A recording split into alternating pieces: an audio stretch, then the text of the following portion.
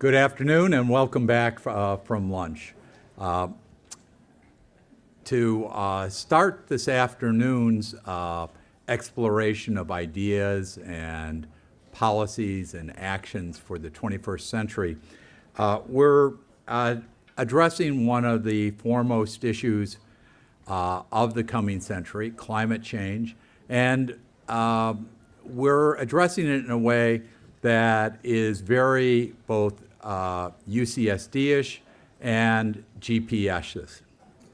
And what does that mean? It means that although I won't introduce the panelists, you'll discover that the panel has one of the world's foremost scientists, one of the leaders of global diplomacy, and the panel and the person I'd like to introduce is being moderated by Professor Rafael Fernández de Castro, who's a member of the faculty of GPS and the director of our U.S.-Mexico Studies Center.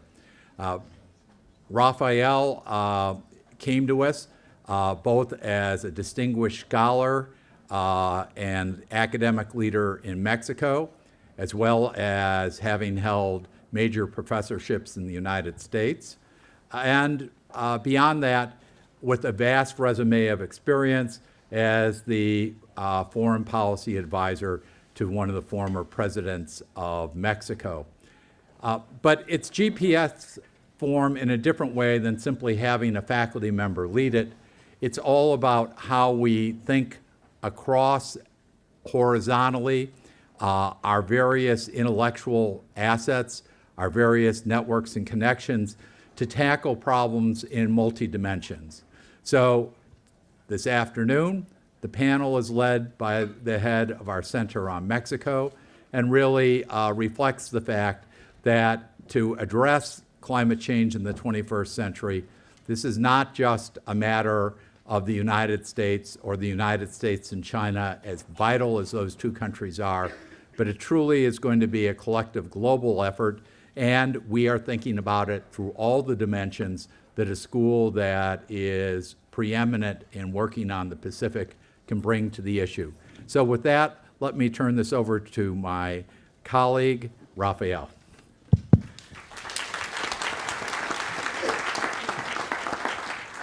Thank you, Peter Cowie. Let me welcome you all to this conversation, to this dialogue with two of the most important world champions in combating climate change, which is Mario Molina, Dr. Mario Molina, and Ambassador Luis Alfonso de Alba.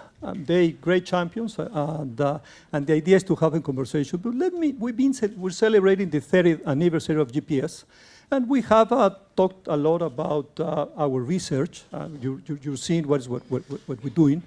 And but as a Mexican scholar who came here almost 2 years ago, I was very pleasant surprised by the school and by Peter's leadership, basically featuring core values. I have my pleasant surprise here is that we at the school we have a lot of spirit of core and spirit of service. Peter Cowie leadership is also about teamwork. It's wonderful. I mean, every single of my fellow faculty members, they're wonderful. To me, they're wonderful to USMEX. If USMEX, our center is doing better now, is thanks to the teamwork of every single one, not only at the faculty, but every single staff. It's about teamwork. Thank you, Peter, for that. And it's also,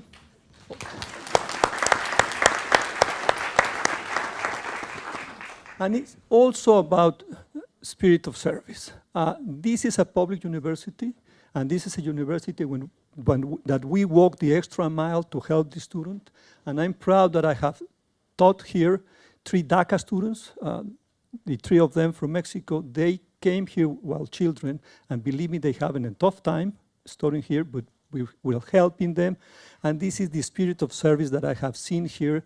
And again, I thank our dean for that, because that is his imprimatur. Thank you, Peter, for that. Well, now let me,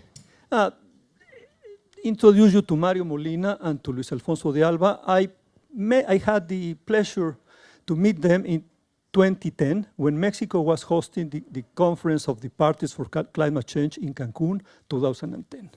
And we worked together. I was then advisor to President Felipe Calderón, and believe me, his most important legacy was Cancun, the consensus of Cancun. And that, I will say, was a very important stepping stone for what it became the Paris Accord in 2015. Not only that, I will say that, and this is something that is not that very well known, the Paris Accord really adopted some of the disciplines, some of the innovations that Mexico did in 2010. One of those was that Luis Alfonso de Alba became our envoy to the world. He traveled endlessly that year. He'll tell you about it. I will ask him about that. And now he's doing that job for the UN. I mean, he is now the current special envoy for this coming summit in New York in 2019. So I'm very grateful to you, Luis Alfonso, because he just came in 2 hours ago from Chile. He was in Chile. He's leaving this afternoon. He's going back to New York.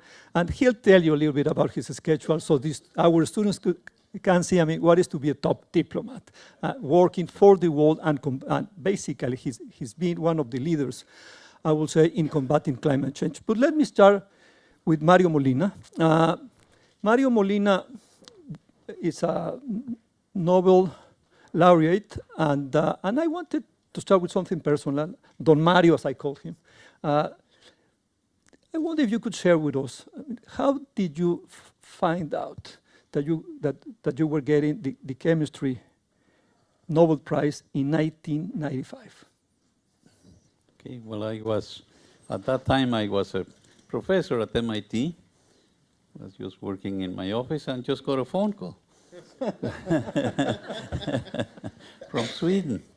And the phone call was from the chair of the committee that decides on the chemistry prize. And to me, that was very surprising because some people had mentioned that I was in some sort of lists, but there was no previous case of Nobel Prizes given in something related to the environment, which was the sort of work that we carried out. So I was really not focused on that. So at first I sort of doubted it, but fortunately on the same call, one of my colleagues in Sweden, who was also on the same committee, came on and he grabbed the phone as well, and then I realized, wow, this is really Sweden. So I believed them, and then a few minutes later they make the public announcement, and then you get all sorts of press releases and so on. So that was a very nice phone call. I can imagine as a Mexican, as a Latin American, I feel very proud of you. We all Mexicans feel very proud of you because there's very few Latin American scientists that have got that award. So congratulations, Mario. Let me Thank you. Let me just start for the basic. What is the role of a scientist in combating climate change? Well, it's really a very important role, an essential role, I would say, because it's really science that tells us what's happening to our planet. Science tells us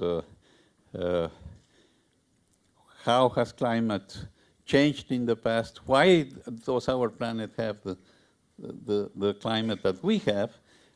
But then furthermore, it tells us quite clearly that human activities have actually had global influences in our planet.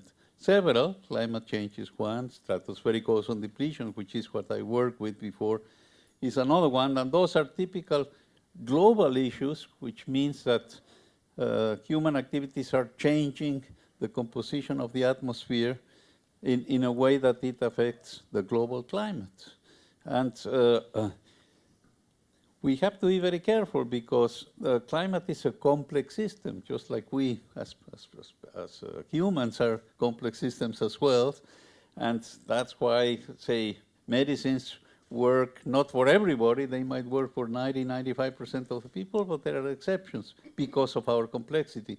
Climate is complex, so scientists are very much aware of that. So what they have to communicate to the public is that if we make projections to the future, we're talking about risks, not certainty. That's the first point. But the second point, and let me stop there. The second point I want to make is science doesn't tell society what to do. Science only tells society what would happen if society does this or that. It's a matter of responsibility, ethics, and so on, for society to respond or not to respond to these warnings that are given by the scientific community. Mario, you were sort of a special advisor to President Felipe Calderón. I mean, he called you endlessly to ask you for technical questions, and you were a conduit to him with the international scientist community. You were also in this panel helping President Obama. Right. I wonder if you could tell us, do you have any sort of relationship with this White House? Or how you see now the White House and how you see the current U.S. government regarding their relationship with scientists, people like you, fighting climate change? Sure. Very big changes, as you all know. But I was in PCAS, which is the President's Council of Advisors on Science and Technology. And I started being in PCAS with President Clinton during his 2 terms. The first term, we had mostly interactions with Al Gore, but then Clinton himself, President Clinton, became very interested in science. And it's obvious because there are so many important issues where science matters for public policies, climate change being one of them, but health issues, security issues, there are all sorts of things that matter. So I also became part of PCAS with President Obama, again, during his 2 terms. And what was very nice for us in that group, we were about 20 scientists, different specialties, maybe 2 or 3 of us dealing with the atmosphere or with environment or energy issues. For example, Ernie Moniz was part of that group until he became Secretary of Energy. He had to step out, of course, of the advisory group. But this is just an example. But with President Obama, we met quite often, every 2 months or so, and he really enjoyed talking to scientists. And so we talked to him to decide what sorts of issues should we address. We wrote many reports, so it was quite a busy time. But we certainly had an impact on US policy, which is sort of, to me, that's common sense. Science has had such a gigantic influence on our way of life that it's sort of natural for science to be very important for policy. And that's why it's terribly sort of worrisome, I would say, with the current presidency, with President Trump, that he doesn't quite understand or believe in science the way the previous presidents did. And that's why climate change is certainly not an issue for him. As you know, he doesn't quite believe in that. And that it doesn't make any sense because the scientific consensus is gigantic. More than 97, 98% of the scientists that deal with these issues are all, they have the same opinion, namely that climate change is a very worrisome threat that society has, and we certainly should do something about it. Not doing anything about it is extraordinarily irresponsible for future generations. Would you say that the attitude of President Trump regarding climate change, and especially the fact that he's trying to get the U.S. out of the Paris Accord, it will not happen until 2020 because of the rules. Right. But would you say that that is emboldening the climate change deniers? Yes. Let me first be optimistic. The good thing that's happening here in the United States is that not everybody's following what President Trump suggests, and states like California, Massachusetts, and many companies and many cities and so on. And certainly now young people are showing all that they are working together to see what can we do about climate change. If we were to follow President Trump's suggestions, then nothing would happen. Fortunately, as you mentioned, the United States cannot really step out of the Paris Accord until next year and so on. So that's a very, very important point. But the issue is that the United States was a leader, an international leader in promoting changes for the planet. And it was very, very helpful. So it has been a huge barrier for companies all over the planet, for many countries and so on, to really move sufficiently fast to really face this enormous challenge that society has nowadays. No? Let me come back to you, and of course I want to talk a little bit about, what are your feelings about education and climate change? But let me just pose some questions to Ambassador Luis Alfonso de Alba. Luis Alfonso, to start with a personal question as well. Just share with us, what was your flight schedule in 2010? And what has been your flight schedule this year so far? Well, thank you. Thank you for a very difficult question, because 2010, I have a record, 280 days outside of Mexico. From those 280 days, 40 days and nights in a plane. That was more or less the equivalent, because I went around the world. It's not only the time spent outside of Mexico, but I was in all continents. This year, just to give you an idea, I have been 3 times already in Africa, 3 different trips. I have been in Asia, in China. I'm coming from Chile. I have been to Costa Rica. I have been to Europe also on a couple of occasions, and I don't want to continue because it's going to be difficult. I need to go almost immediately after this meeting to Germany again, and then we will have a number of events in the Gulf, in Abu Dhabi in particular. I've been to Abu Dhabi already once also. So I've been traveling quite a lot. But the big question is, why do we travel so much? And if I may, yes, please. If you have a global problem, and you have to solve it by getting consensus, you need the agreement of 193 countries. Just try to imagine that a Congress, the US Congress, need to take decisions by consensus. You will need to travel to all 50 states more than once to make sure that every single congressman or senator will not block the agreement. You will have to go to every single district, I would say. Probably, and you need to look into the ways in which you can make sure that those governments would be positively influenced. And that's the problem of the UN today. I think it's going to change. It has to change, because we move from a process of decision-making or the process of decisions taken by majority of votes to a consensus. And I think the solution is going to be in the middle. We cannot go to a majority vote because we may not have the main players. When we talk about climate change, we need to know that there are 10 countries which are responsible for more than 80% of emissions. So we need those 10 countries. We cannot be satisfied of having the majority of member states. But at the same time, we cannot continue to accept the vetoes. And that's why we need to work. And something which is becoming more and more evident is that we need to work not only with national governments, that we need to work with the local governments, which are playing a very important role, and increasingly with civil society, with businesses, with universities, because they can also play a fundamental role, both in putting pressure to the governments and changing the policies, but also acting, delivering on the ground. I wonder, Luis Alfonso, if you could elaborate a little bit in how the Mexican model was somewhat adopted by the French in 2015.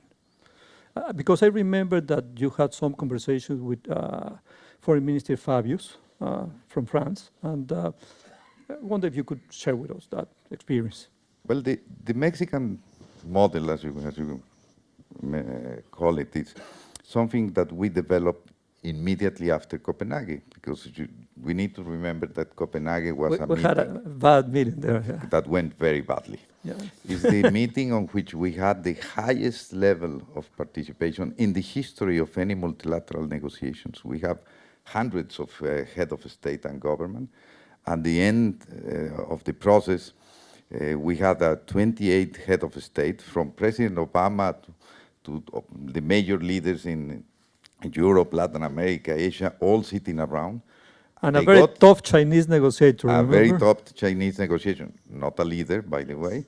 But the result of that negotiation was not recognized in a plenary meeting. It was rejected by a very small group of countries, basically the members of the Alba group. Bolivia was very Bolivia, active, Venezuela, Nicaragua, Cuba, because of this rule of consensus. So it was so disappointing having had such a high-level participation, high level of commitments, and even we need to be honest, the identification of the major steps that needed to be done has been done at Copenhagen. In Cancun, we needed to rescue that package. There was a package on which, first of all, we recognized the need to make every necessary effort to keep the increase in the temperature below 2 degrees. Today, we are talking about 1.5, which is even more important. But anyhow, at that moment, it was 2. We made commitments on finance. We made commitments on adaptation, balancing the agenda, mitigation and adaptation, etc. But to come back to the methodology, once again, the failure of Copenhagen was that even though you had a very high level, this group of leaders were kind of bypassing the traditional process of negotiation. You had 2 tracks of the negotiations, one by the delegates of 193 countries, and the other one by a small group of leaders meeting it separately, and they collapsed. So the question in Mexico was to go to a middle ground on which we will recognize the importance of working with everybody, but we will not allow vetoes. We will be building on a system that would be putting pressure on everyone. So we start talking with the Alba members, and then we move to other regions, and we start building a level of commitment by groups of countries. So by the time we went to Cancun, even though we didn't get full consensus, because you probably remember that in Cancun we still have one country against, Bolivia. which was Bolivia. We did have the very large majority. Even other members of the Alba group were expressing support at the end against the position of Bolivia. So we were able to gabble and not to accept one country veto. And that methodology of working in a way on which you have a number of informal meetings which unlock processes or negotiations, but at the same time you respect the track of official formal negotiations, is what we developed, and it was followed by the French presidency. I was invited by the French president and Foreign Minister Fabius precisely to help with the methodology on the procedures. And one way of doing that was also by dividing the issues, giving responsibility to individual countries. So we pick up ministers from different countries, and we ask them to deal with one piece of the agenda. And selecting those ministers was key, selecting those countries, because we even involved those countries that were against some of the elements of the agreement. So by having the responsibility to bring a result, they engaged, and they were much more flexible. Let me, now that you mentioned Bolivia, let me share with you an anecdote with Foreign President Evo Morales from Bolivia. President Calderon decided to meet him on a personal basis few hours before the end of the negotiation, and he was trying to convince him about the importance of the Cancun consensus, and Evo Morales kept on telling about the rights of the Mother Earth, and so Calderon, in a very, I would say, didactic way, He was explaining Evo Morales the importance of combating climate change. And suddenly he was so exasperated that he told me, Rafael, you're a university professor, help me with him. Could you be able to explain President Morales why do we badly need this consensus? And of course, we didn't convince him. And until the very last minute, Bolivia kept on saying no. And we were very worried because what we were thinking is that perhaps another Alba country will join Bolivia and then create us a problem. In the end, it didn't happen, but it was a very difficult and a very tense moment. Let me ask you about, how's the atmosphere this 2019? We're close to the New York summit, and I wonder if you could share with us which are now the champions and the foes of climate change. Well, let me start by telling you that there is a fundamental difference in the sense that I think negotiations have ended, basically. There are a few issues that still need to be negotiated, but we have been successful. After all those 20 years, we do have a framework on which we can act, which is the Paris Agreement. We have the rules, the reporting, and the main decision, which has been that once there is no division between developed and developing countries. We used to have a division with the Kyoto Protocol, on which the developed countries were obliged to do things and developing countries were not in an obligation to do anything. Today, everyone, from a smaller country to the biggest, they have voluntarily committed to do something. And once they have put their commitments on the table, all of those commitments becomes obligations. So now the difference is fundamental, because now what we need is to implement what we have committed. And we need to start by recognizing that what we have all collectively put on the table is not enough to what is needed to keep the increase in the temperature below 1.5. So you need to increase ambition, and you need certainly to make sure that everybody participates. And we have some countries which are threatening to leave the Paris Agreement, some countries that may have, because of different reasons, problems in achieving what they have committed. We mentioned the case of the US. In the case of Paris, I can mention the case of Germany, which is having trouble to reach their goals. Countries that have changed policies, like Brazil or Australia. So that's the first challenge, to bring them back and to make sure that every actor within those countries, including local governments, business, etc., contribute. And the second stage is to multiply what everybody has to do, because we are 1/3 of what we need to. If everybody do what they have committed by 2020, it's only 1/3.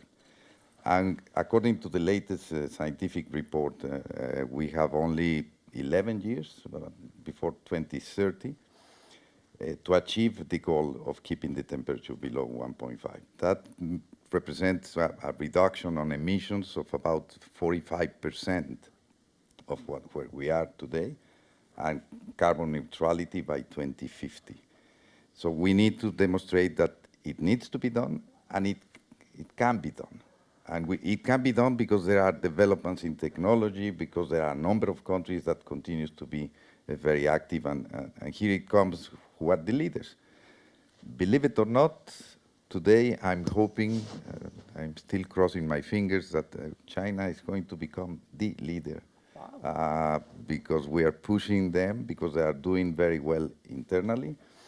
And if they embrace the policy of decarbonization within the Belt and the Road, that will be a major breakthrough. But they need the Europeans to keep, and we need the Germans and the French and others also to keep a high level of commitment. They need to decarbonize by 2050 also, and then the rest will follow. So the Europeans may replace the Americans in dealing with the Chinese, but the Chinese continue to be critical. India, Brazil, South Africa, Mexico will also be important, but not as much.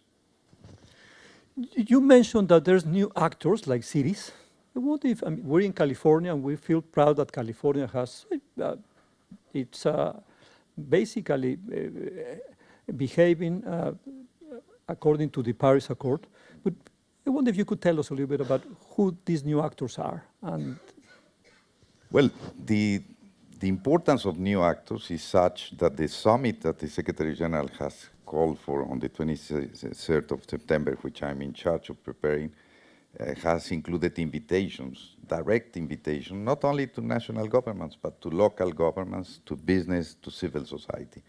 And we are opening the door at the UN to get leaders to come to New York and present actions. And a mayor, a governor can perfectly participate in a meeting. It's no longer only a head of state or government, or even a businessman, and come with actions. So there is a recognition of the importance of and California is a very good example. New York is another one. They recently took a number of decisions also on infrastructure, which are very advanced. But this is happening globally. I think the cities are taking a lead everywhere, and local governments, because they are at the first phase, if you want, of the challenge, and they have understood. And I think also because it has become not only evident that it is necessary to act, but it is becoming also an opportunity. And when we look into renewable energy, today it's cheaper to produce energy from solar than it is from carbon. So there is also an opportunity to make business, and a lot of people is understanding that. There are a number of industries which are pushing ahead, and some others that still are being reluctant a little bit. Just to give you the most difficult ones, I'm still hopeful that by September we will have positive movement on the cement industry. We are pushing for them.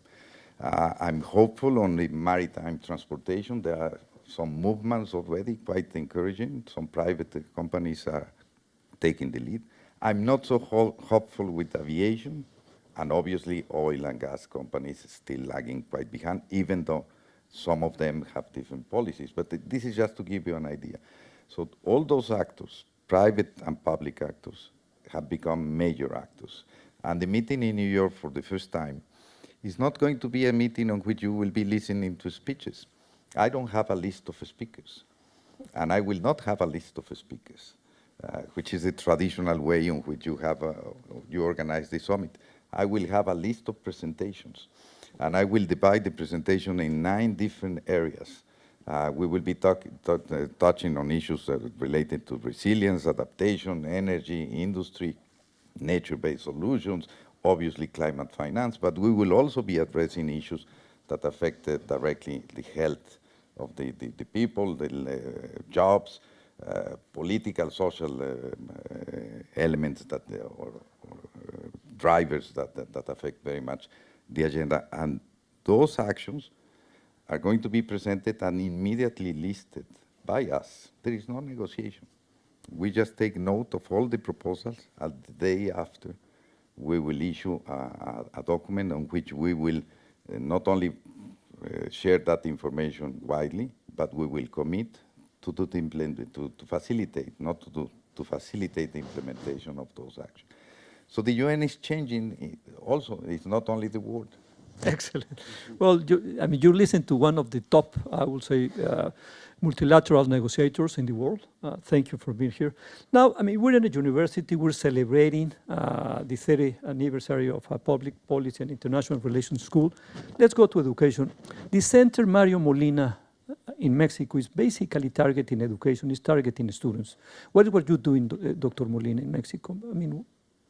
In Mexico, we are promoting education in very general terms, but focusing on scientific education. Just very briefly, what happens is that there are these new ways to educate children to begin with, to learn science, in which is called active learning. The children do experiments instead of just memorizing and listening to a teacher, and they enjoy it a lot more. So it's a revolution in the way teaching is done, and it sort of comes from National Academy findings, starting here in the US, but then all the national academies agree that this needs to change. But this can happen also even at university level. So what we're doing in Mexico is a special program. We have many students now, several many thousands now. And we're using climate change a little bit as an excuse to teach them basic science, to teach them how to think, to teach them how to discuss with each other, but also in this way they learn science much better. But very importantly, this happens with children as well. This is the best way for them to develop responsibility. You don't teach a course on ethics, that doesn't help very much. But when they do this science, when they work with the environment, they develop this crucial sense of responsibility, which is what we want the new generations to have. And we're seeing that. One of the positive things that we're seeing worldwide now is these young students, even high school students, these students from Sweden that is making a lot of noise. They are beginning to make a lot of noise, and here in the United States, they even have some legal actions in progress. So that's what we are pushing. And by the way, it's very important to do that at universities as well. If I may, let me just mention briefly, to expand on the question you asked before about the science. One of the very important scientific findings comes from UCSD, Professor Ramanathan and his group and so on.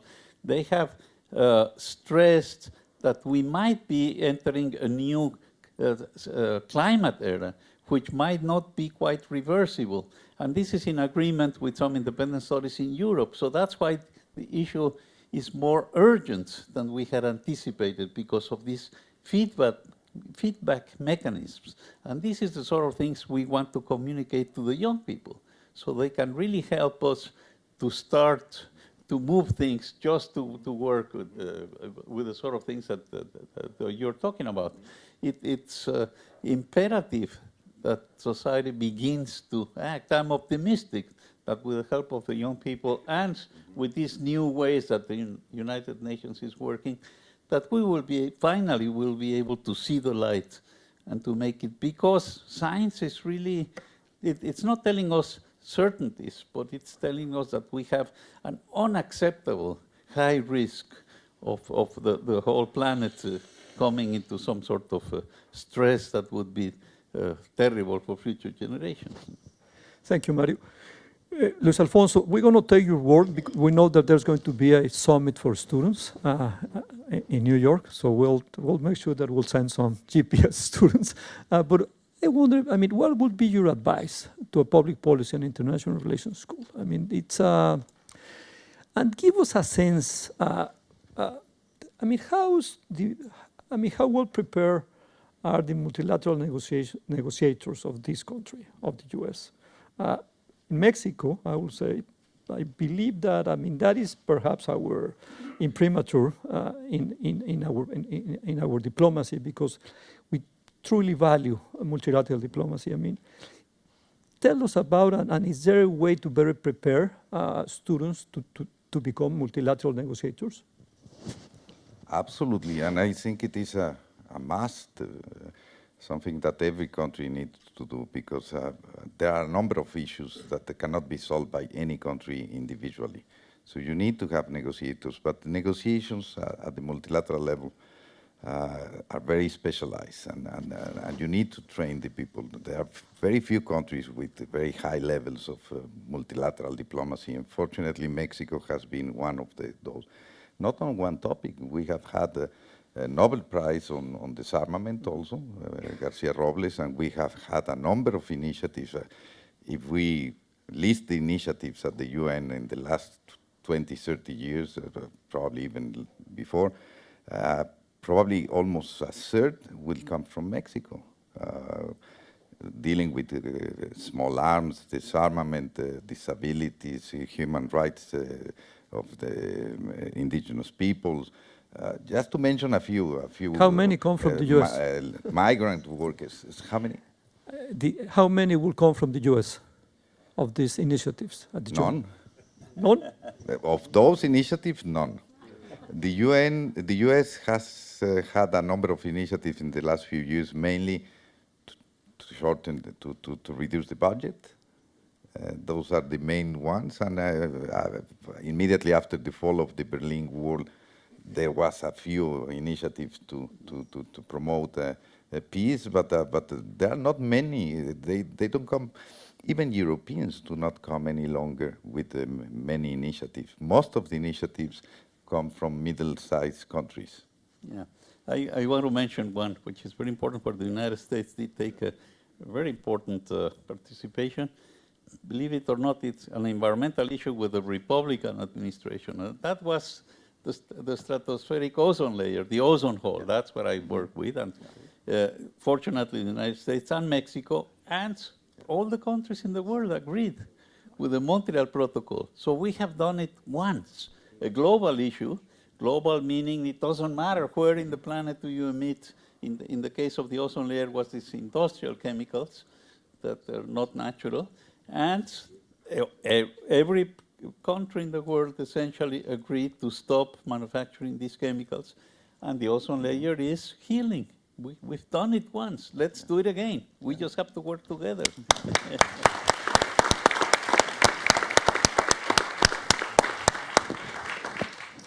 Floor is open.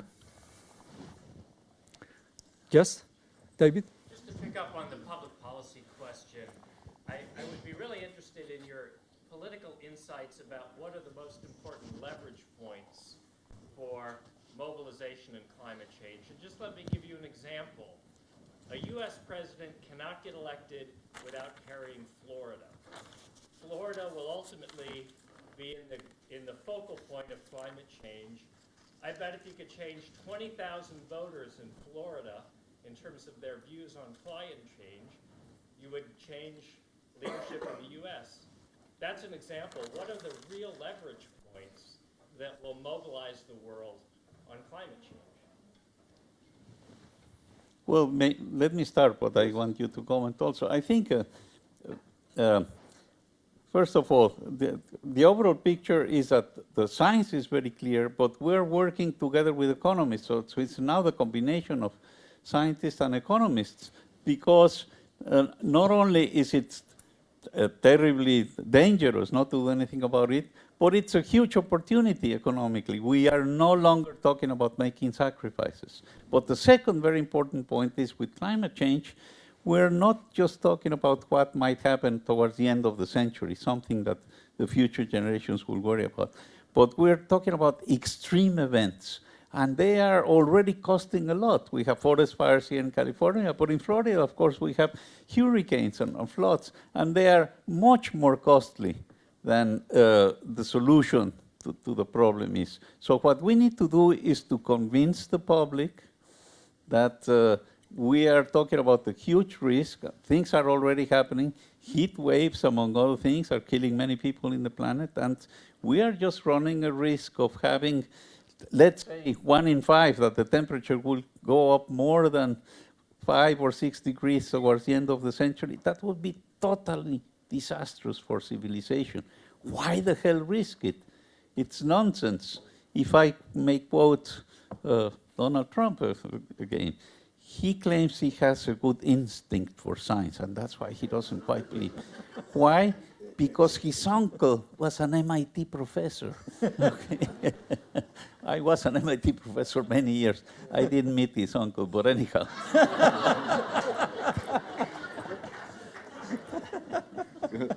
Would you like to comment on this? Difficult to comment after that. I have to subscribe carefully. No, but I think Professor Molina made the point, which is basically on two sides. So on one side, you have the economic incentive, because it's really an opportunity. If a country does not engage in a transformational process today, it's going to be lagging behind, and a lot of businesses are going to be made, and that country is not going to be part of. Follow a little bit what is happening between China and India, and you will see exactly that situation on which India is very concerned now because of the progress that China is doing, and they are not able to catch up with their own technology, and they don't want to rely on Indian technology. They are looking elsewhere, and they are looking to Europe, and they are looking to the US. And then this is the way in which competition, business participation will have an impact. But there is also the social implications of not acting. For some territories, some countries, it's a question of it's an existential question itself. There are some islands that may disappear, people that will be displaced. There is a damage that is being made in terms of health because of air pollution. There are 800 million people affected. There are a number of people that may lose opportunities of being part of the revolution in terms of new jobs that are going to be created. So there are many implications. Look at the hurricanes and the loss of, I think it was Dominica and Antigua that lost the total GDP of 2 years in 1 year, in 1 day. That's the kind of the damage that not acting on climate change may have. But the last point that I would make is the system that we built in Paris. It's an imperfect system, if you want, because there are no obligations for countries in terms of their own responsibility and capabilities. It becomes an obligation once you pledge to do something. But the merit of the system is that there is also a competition between countries. Countries do not want to be behind their peers. They want to at least have a comparable level of action and commitment. And this is something that we need to make sure that the US government and others understand, because it is a competition also among peers, which needs to be stimulated. Yeah, I also was thinking, in the last few months, perhaps the last 2 years, we've been facing some, crisis in the US-Mexico border, especially here in Tijuana and San Diego. Lots of Central Americans coming in, and everybody's talking about that they're fleeing out of poverty, out of violence, but a lot it's global warming. It's we know how, I mean, the devastation in Honduras, the devastation in Guatemala. So it's this is something that must be addressed. And but let me go to Ambassador Ferrer. You want? Thank you, Please. Rafa. Well, I just very quickly say that I'm, as a Mexican, I'm very proud, obviously, to have all Mexican and all Mexican panel, but also to be an alum of the global policy. And thank you, Rafa, to be very proud as a Mexican to have a Mexican panel, but also an alum of this wonderful GPS school 28 years ago, joining my colleagues. That's a quick comment. The question is that in speaking about climate change, and congratulate Professor Molina for having been indicted into the California Hall of Fame by Governor Jerry Brown last year, but precisely recognize the leadership when being pessimistic about what happens at the executive level with President Trump, be very optimistic about the leadership role that a state like California is playing today, and particularly with the MOU under 2, where incidentally Mexico has already signed up with 17 or more states to this MOU under 2 agreement. So if you could please comment on what is California doing, not only nationally, but internationally with this leadership role. And Luis Alfonso, if you could also comment, how can Mexico and California, what are the possibilities of working at a state level in a multilateral forum? Thank you. Wonderful question, Ambassador. And we're proud that the role you're playing in Sacramento. I mean, you're terrific there, and we feel very proud, not only as for being a Mexican ambassador, but for being an alumnus of GPS. Thank you.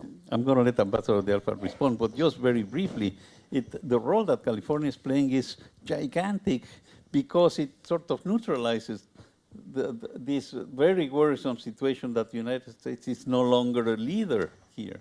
And what the hell can we do? Well, we can do a lot if we look at what's happening with California, with New York, and so on. So that's a tremendous positive influence, just to say very briefly. Well, thank you very much for the question.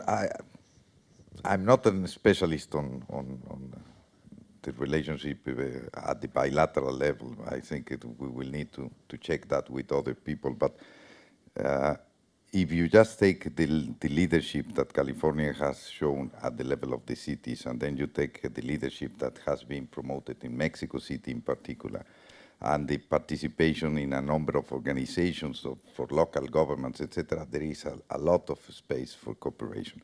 the mayor of Los Angeles is going to be the chairman of the C40 in the coming months. Marcelo Ebrard, which is the foreign minister, used to be one of the leaders also. At the time, there are other organizations with, which are working on that, and they can come together. But this is specifically on cities. There is a second space of opportunity, which is sharing energy. We do have the possibility of having much more renewable energy on the Mexican side, and to be able to sell it to the California people, solar in particular.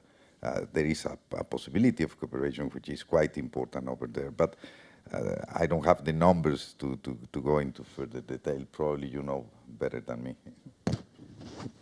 Please.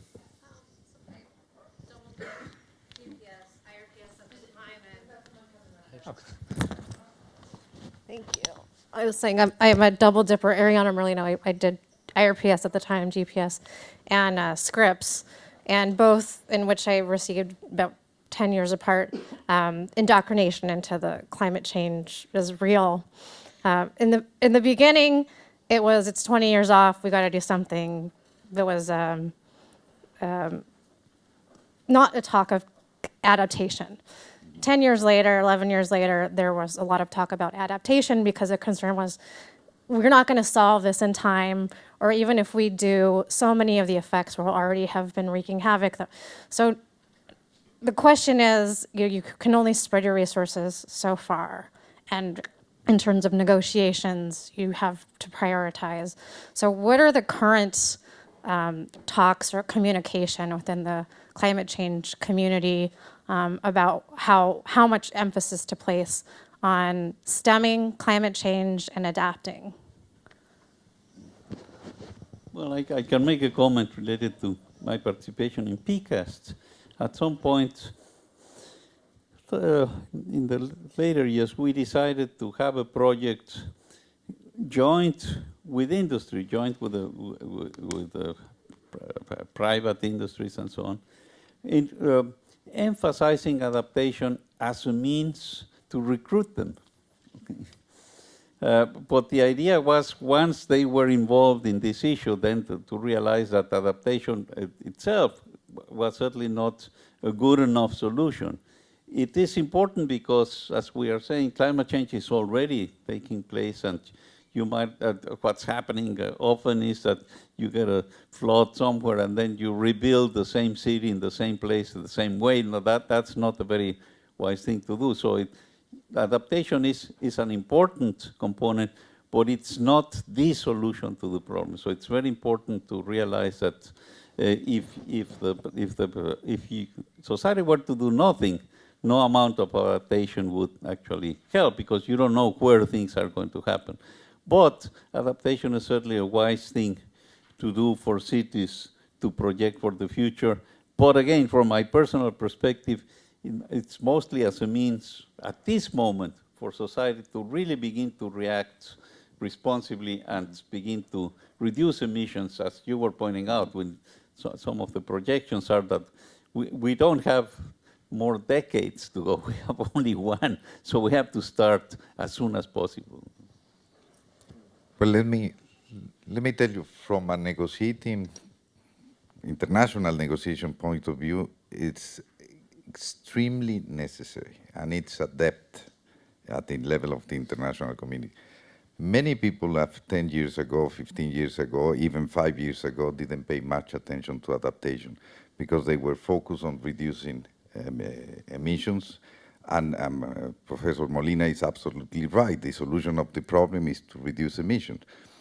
But from a moral, a political point of view, you need to be aware that the majority of member states of the UN are victims of climate change. They are not responsible, and they are suffering the consequences of climate change.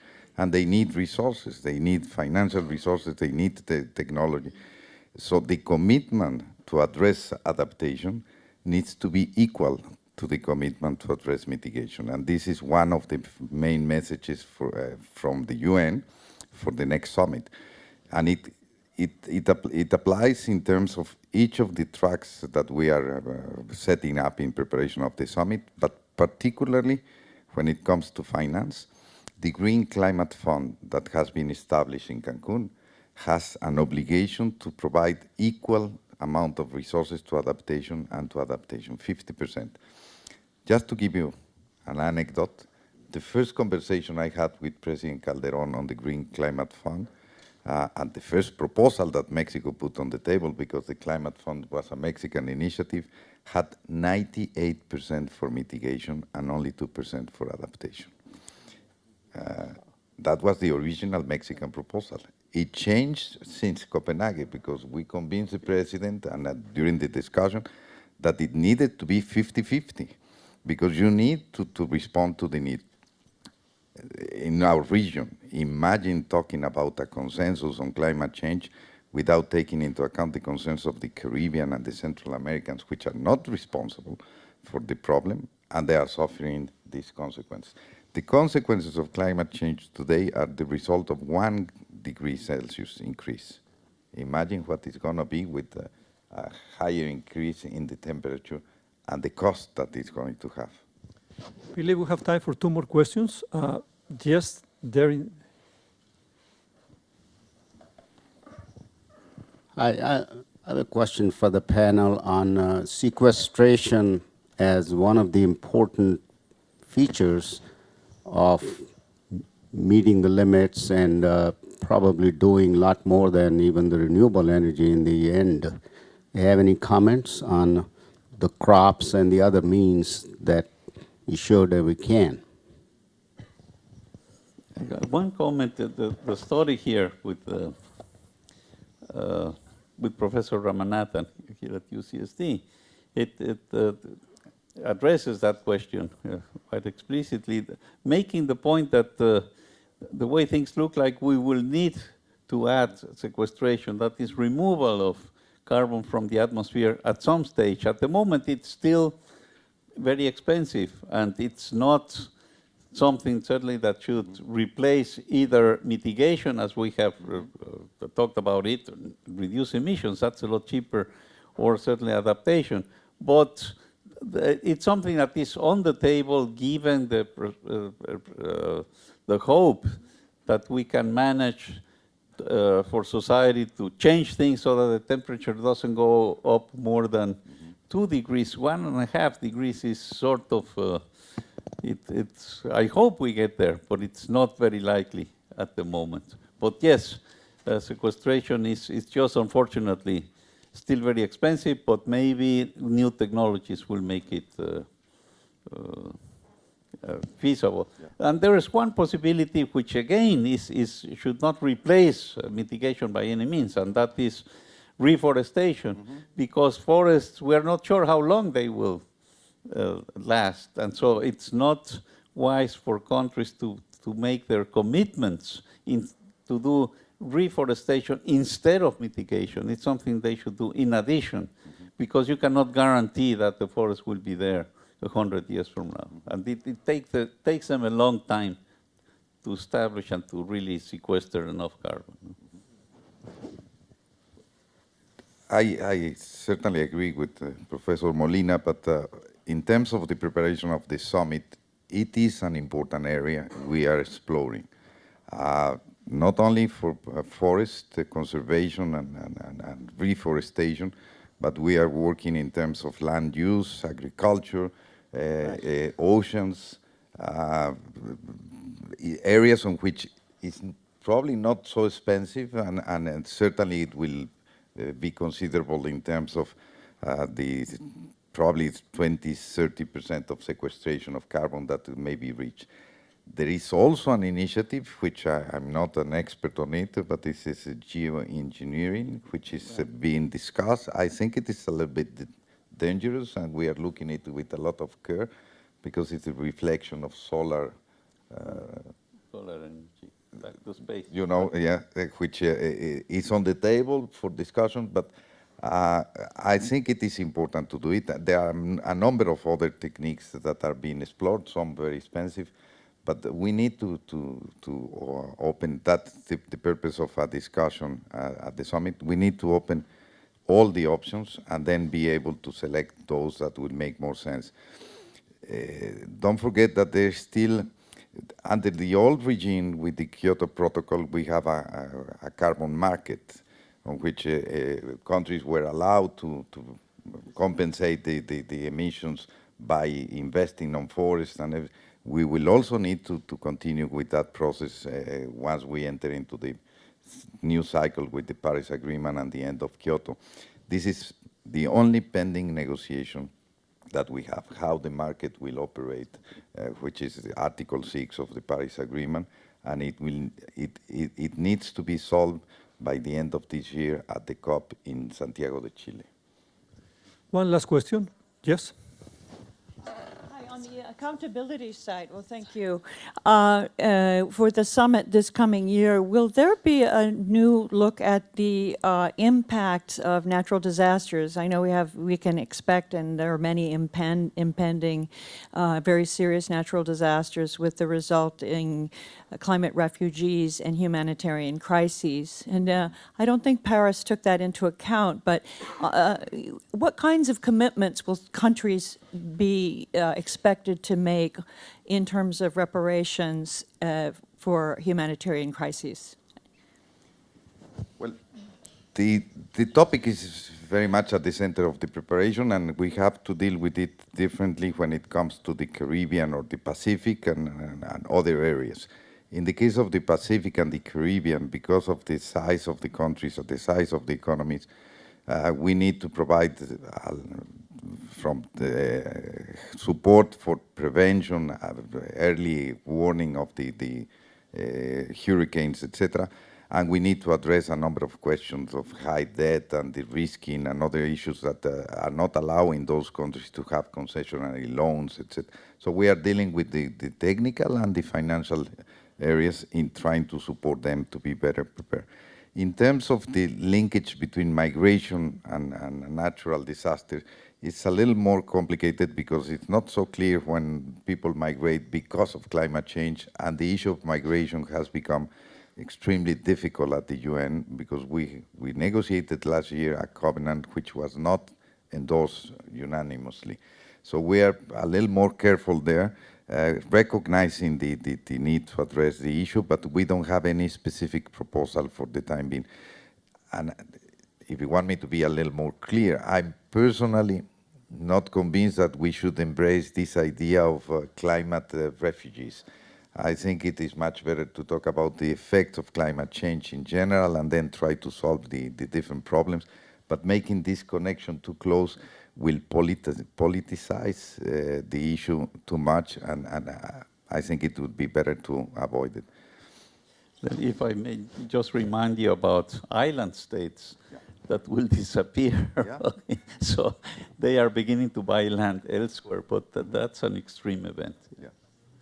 Well, before I close, let me say something about the Center of Just Mexican Studies. I mean, one of our main goals is to try to portray the complexity of Mexico. And I will say, unfortunately, Mexico in the last few years has been portrayed in the media, in the world media, as way too violent, as way too corrupt. And but I'm glad that Luis Alfonso is here and Mario are here, because now you can tell that Mexico is a world champion in combating climate change. I appreciate your time to share with us your experience, your knowledge, and let me ask you for an applause, and thank you again for being here.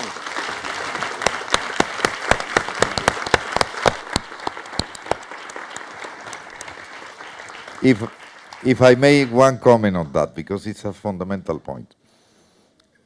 Diplomats in Mexico has been criticized. El candil de la calle y la oscuridad de la casa. I don't know if you followed that. The light outside, and let me tell you that I'm absolutely convinced that the leadership of Mexico outside, and the international and the global, has helped a lot to get changes internally in Mexico, in defending human rights, in improving, modernizing national legislation, etc. So I hope that Mexico will continue to lead, because it helps the changes internally. It helps to do the domestic reform and the domestic improvements. You're absolutely right. Thank you again. Thank you.